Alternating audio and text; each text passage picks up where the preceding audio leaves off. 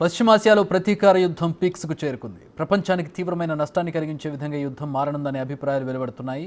గొలుసులా కొనసాగుతున్న పరిణామాల మధ్య యుద్ధం 2 దేశాలను దాటి వ్యాపించింది. ఇప్పుడు ఇజ్రాయెల్ దాదాపు 5 దేశాలతో యుద్ధం చేయాల్సిన పరిస్థితి వచ్చింది.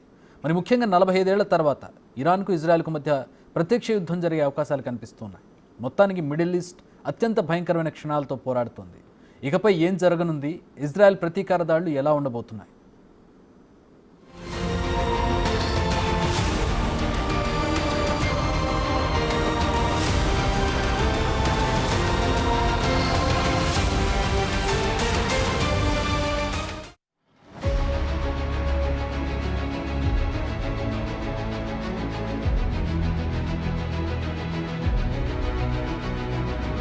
ఆరని కాష్టంలా మిడిల్ ఈస్ట్ ఉండడం కొత్తేమీ కాదు.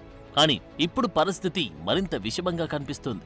మరికొన్ని గంటల్లోనో రోజుల్లోనో ఇజ్రాయెల్ తన ప్రతీకార దాడుల్ని ప్రారంభించే ఛాన్స్ కనిపిస్తోంది. టెల్ అవీవ్లో జరిగిన పరిణామాలపై ఇజ్రాయెల్ అత్యున్నత అధికారుల బృందం రహస్య సమావేశమైనట్లు తెలుస్తోంది. అక్టోబర్ 1 రాత్రి ఇజ్రాయెల్ లక్ష్యంగా ఇరాన్ దాదాపు 200 బాలిస్టిక్ క్షిపణులతో దాడి చేసిన తర్వాత పరిస్థితులు చేదాటిపోతున్న సూచనలు ఉన్నాయి. ఇప్పుడు ఇరాన్ ప్రధాన చమురు ఉత్పత్తి కేంద్రాలను ఇజ్రాయెల్ లక్ష్యంగా చేసుకునే అవకాశం ఉంది. అలాగే ఇరాన్ ప్రధాన విద్యుత్ ప్లాంట్లపై కూడా దాడి చేయవచ్చు.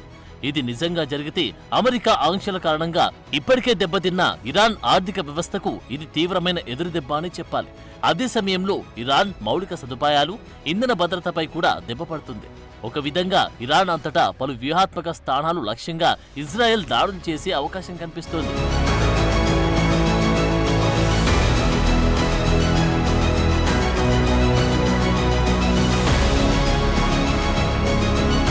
ఇరాన్ చేసిన క్షిపణి దాడికి గట్టిగా ప్రతీకారం తీర్చుకోవాలని ఇజ్రాయెల్ యుద్ధ వ్యూహాలు పన్నుతోంది.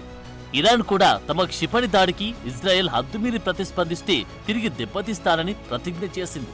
ఇక ఇరాన్ రెండవ దాడికి ప్రతిస్పందిస్తే ఇరాన్ అణు కేంద్రాలు నిర్మూలించడంతో సహా ఇజ్రాయెల్ తనకు అందుబాటులో ఉన్న అన్ని వ్యూహాలను అమలు చేయడానికి రెడీ అవుతుంది. అందుతున్న నివేదికల ప్రకారం ఇరాన్లో హమాస్ చీఫ్ ఇస్మాయిల్ అనియేను హతమార్చినట్లుగా ఇరాన్ అంతటా రహస్య కార్యకలాపాలను ప్రారంభించి ఆలోచన చేస్తున్నట్లు సమాచారం. అందులో భాగంగా ఇరాన్ వ్యూహాత్మక సౌకర్యాలను కూడా నాశనం చేయడానికి ఇజ్రాయెల్ పూనుకున్నట్లు తెలుస్తోంది.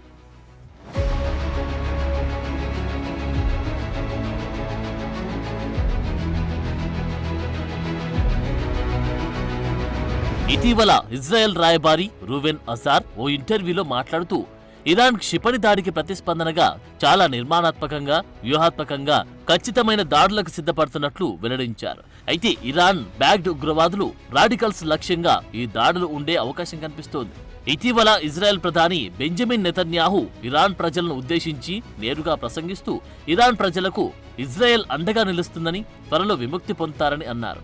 ఈ వ్యాఖ్యల తర్వాత ఇరాన్లో పరిపాలనా మార్పును సూచించే హింట్ ఇచ్చారని చాలా మంది అనుకున్నారు. అంటే ఇరాన్పై పూర్తిస్థాయి యుద్ధానికి ఇజ్రాయెల్ సన్నద్ధమైందని ఈ మాటల ద్వారా తెలుసుకోవచ్చు. ఇప్పుడు మిసైల్ను ప్రయోగించినందుకు ఇరాన్ను శిక్షిస్తామని ఇజ్రాయెల్, దాని మిత్రదేశం అమెరికా సీరియస్ వార్నింగ్లు పంపాయి.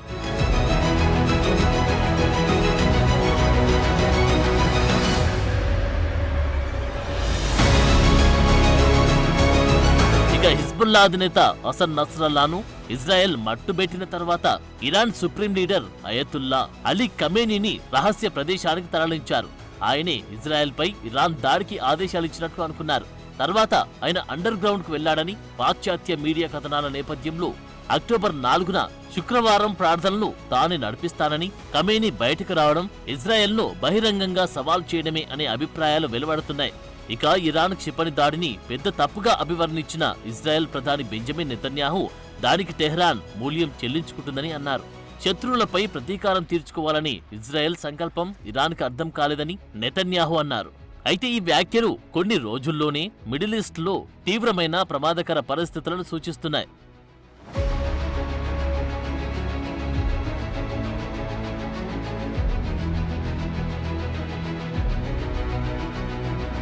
అయితే ఇరాన్కు చెందిన ఇస్లామిక్ రెవల్యూషనరీ గార్డ్స్ కార్ప్స్ తన మిత్రపక్షాలు, సన్నిహిత గ్రూపులతో మిడిల్ ఈస్ట్ అంతటా హింసను వ్యాపింపజేస్తుందని ఇజ్రాయెల్ ఆరోపిస్తుంది.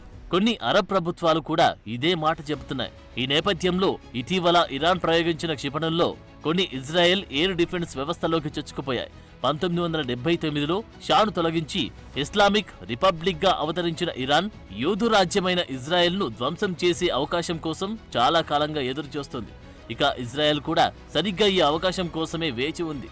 ఇరాన్ ఎప్పుడు తప్పు చేస్తే ఆ అవకాశాన్ని జార విడుచుకోవాలని అనుకోలేదు. ఇరాన్ అది పెంచి పోషించి రాడికల్ గ్రూపులను నాశనం చేయడానికి నిర్ణయించుకుంది. అనుకున్నట్లే ఇరాన్ దాడుల్ని మొదలుపెట్టింది.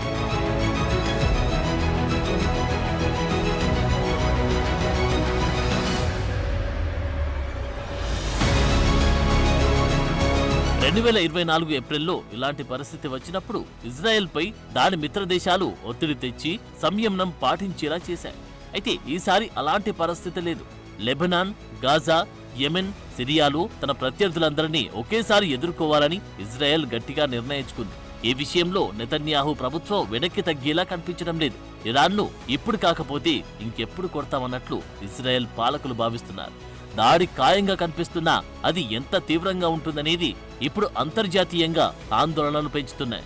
అమెరికన్ నిఘా శాటిలైట్లు, ఇజ్రాయెల్ గూఢచార్య సంస్థ మొసాద్, ఇరాన్లో మోహరించిన ఏజెంట్లు అందించిన సమాచారం ప్రకారం ఇజ్రాయెల్ సైన్యానికి ఇరాన్లో స్పష్టమైన లక్ష్యాలున్నట్లు తెలుస్తోంది.